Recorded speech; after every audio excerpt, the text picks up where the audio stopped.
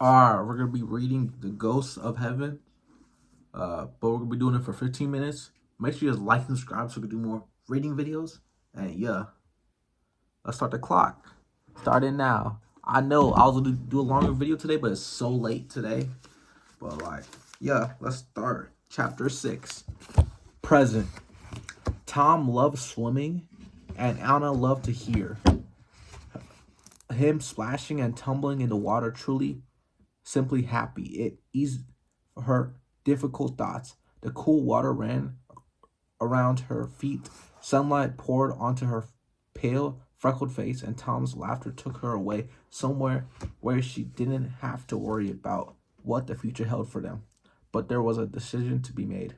Should she go on working for John Fuller, carrying cloth from the miller's hammer?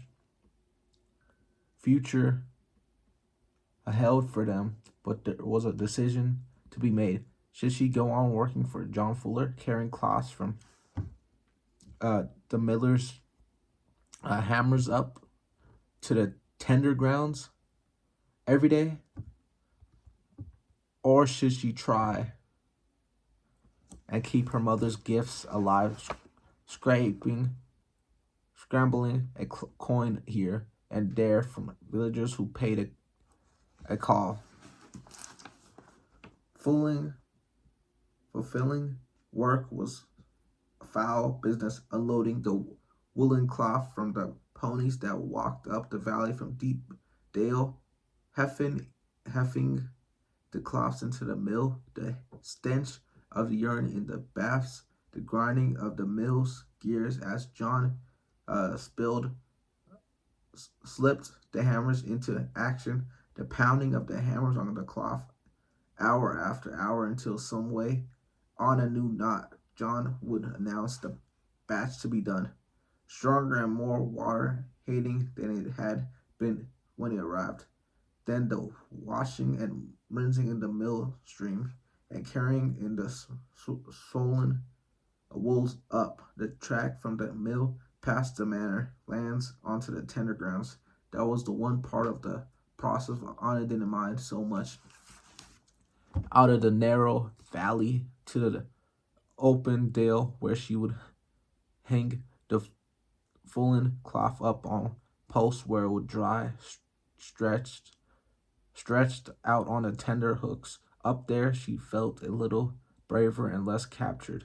Otherwise she hated the job, though John Fuller was as kind to her as she'd been to her father. It was steady money, that was all, and the alternative to rattle around the cottage, put some of the things her mother had taught her to practice, only making money when someone came to knock. She knew some herbs, and she had taken to the art of their preparation naturally. The ditches, riverbanks, and the woods of heaven valleys were overflowing with the plants that could make and mend cabin wood, good for those who are bruised from a fall or heal green wounds.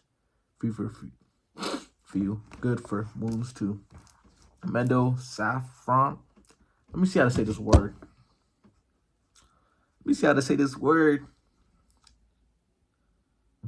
It's saffron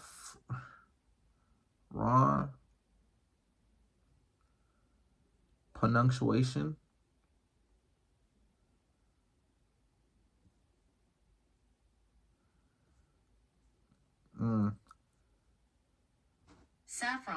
Saffron, okay. Which discreetly could be poisonous. The fresh leaves of young ferns, which purge the belly and expel waterous humors or cause abortions, of all these power lurking in the leaves of the valley. Over time, she could become a skillful grace wife. She could be livid. She has assistance to her mother very often, but most recently to deliver Grace Dolan of the scrawny runt that had died within the month. Anna still felt surprised by that, how such a scrappy thing had come from between the pitiful ties of Grace.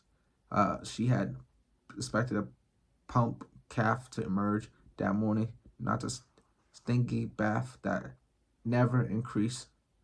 Juan Tunstall had done everything she knew for the baby, but it would not come on.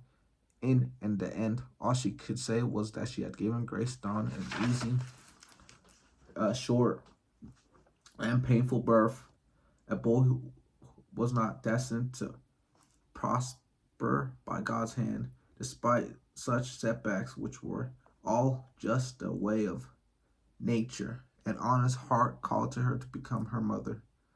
They had the same hair, the winding red. They had the same pale skin with a band of freckles across the nose that looked so out of place on a woman. The age that Juan had been, most of all, they had the same desire to find out what was to be found out, to uncover things covered, to explain the mystery,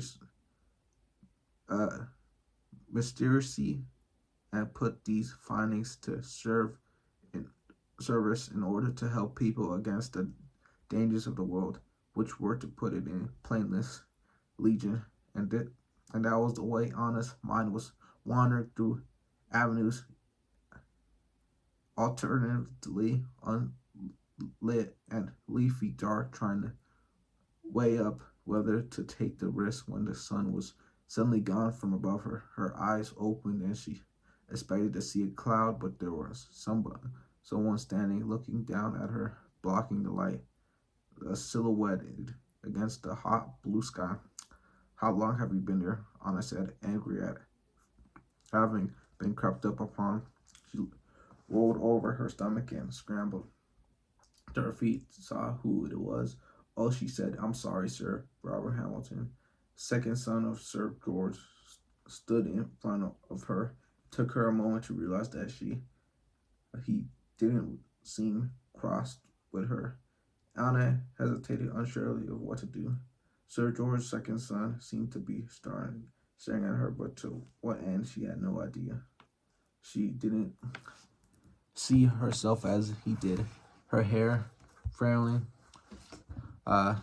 in the sunlight of her long toes bare and wet on the bank, the curves under her so the thin dress. She turned, saw Tom still splashing in the pool. He ducked under for a second and then erupted in a fountain of stream water. Tom, she called.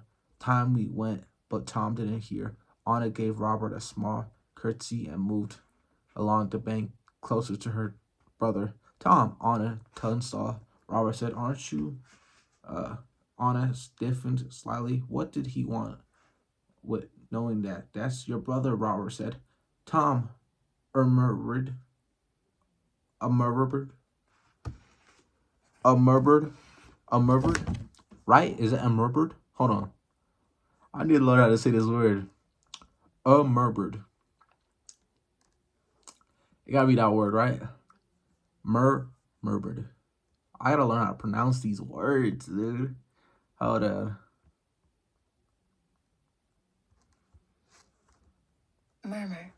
Murmured. Okay. Murmured. Anna, without thought, then she turned and shouted, Thomas, get out of here. Get out now. Now Tom heard. He stood up in the shallows of the pool and saw was someone with his sister. Why you my sister, nigga? Nah, my water dripped from his fingertips. Get out, Thomas. We have to go home. Thomas started to climb onto the bank, but before Anna could take him his cloths, Robert Hamill was speaking to her again. I'm sorry for you, he offered. I ask you pardon, sir, Anna said. You buried your mother's today? I'm sorry for that. Anna felt herself looking at Robert now properly. He wasn't so old, and he wasn't as tall as his brother, Samuel. Now, nor as arrogant, that was clear to see. He seemed as much gentler sort of creature. In fact, now that she risked meeting his eyes, thank you, sir, she said. Robert ignored that. Here, he said, something for your brother. Before Anna had time to reply, Robert dug into the pocket of his doublet and approached Tom, who sat on his bank, staring at the water. Thomas, Robert said. He bent down near him as if speaking to a lamb. I've I have something for you. It's a gift. What is it? Tom asked. Look, said Robert, and finding a large flat stone near, set in the grass of the bank. Then he had out the thing he was giving to Tom, a small wooden disc on a spindle. He flipped it between his fingers just above the stone. Then there it spun, standing up on its points. Tom clapped his ass cheeks. Nah, that's not what I meant to say, bro. Hey, yo, dude. No, that's not what I meant to say, dude. Oh, no. What? Tom clapped his hands and laughed, watching it. It spin till it began to wobble, then skirt away and fell off the edge of the stone. Do it again, sir. Anna said seriously, then realized how silly that sounded. I mean, if it pleases you too. She dared a smile at Robert, but Robert was already talking, the little spinning up, and his fingers sending it to the dance on the stone. Anna came closer, and now she saw that painted on the top of the disc was a line that curled on itself, just like the line of the turf maze up on the edge of the tenor grounds. She saw that this line moved inward forever, always getting smaller, but somehow always there, never disappearing, or it seemed. Robert saw that she was fascinated when the top fell over. The time he picked it up and showed her the painted line. It doesn't move. Anna said, only when it spins, said Robert. It's an illusion of sorts. I found it in the market D. Onavili. In D. Onavili? I need to learn how to say this word. I need to learn how to say this word.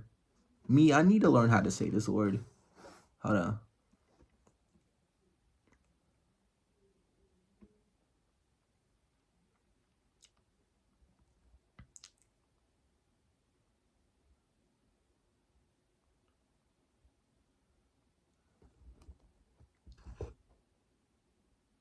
Doval.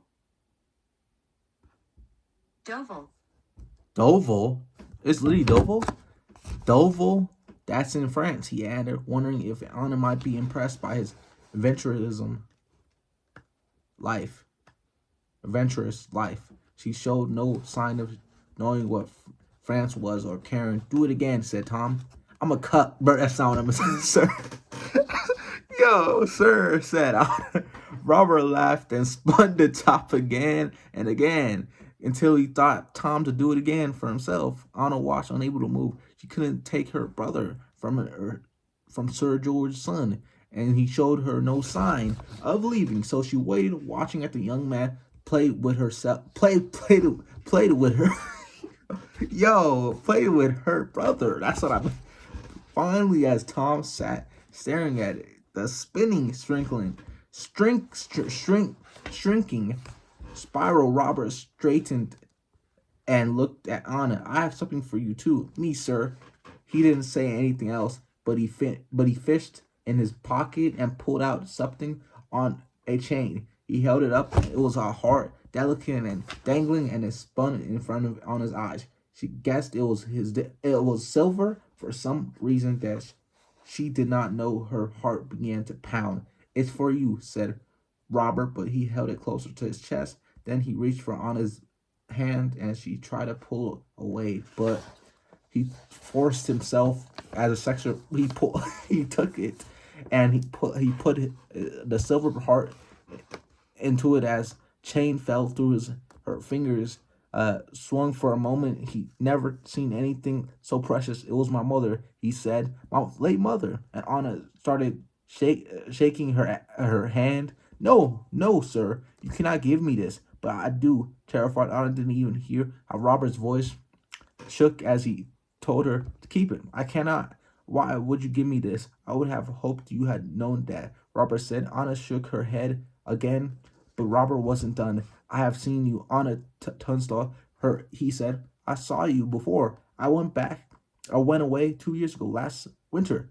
I saw you then. and I have traveled since across England, to the sea, to France. I did what father bid me do, and I learned the French tongue, and I'm back in Wellington. Now here, in all that time, never did I see such a woman as you. He stopped. We're going to go over time. Uh, he stopped, and Anna knew what he was saying, but you can't. You oh, she pushed past Robert Hamhill, who spun after her, surprised to see that Tunstall was sitting on the grass. His eyes had rolled front to back. He stuttered horribly, and Anna was crying out as she tried to fish for his tongue with her fingers. Tom, Tom, I'm here, Tom. She leaned in close to and spoke to him over and over. Tom kept stuttering silent. That nigga is that dude is nervous, dude. But like, come on. But like, come on. 15 minutes. I'm sorry this was a little bit short video, but come on. I'm gonna see you guys tomorrow.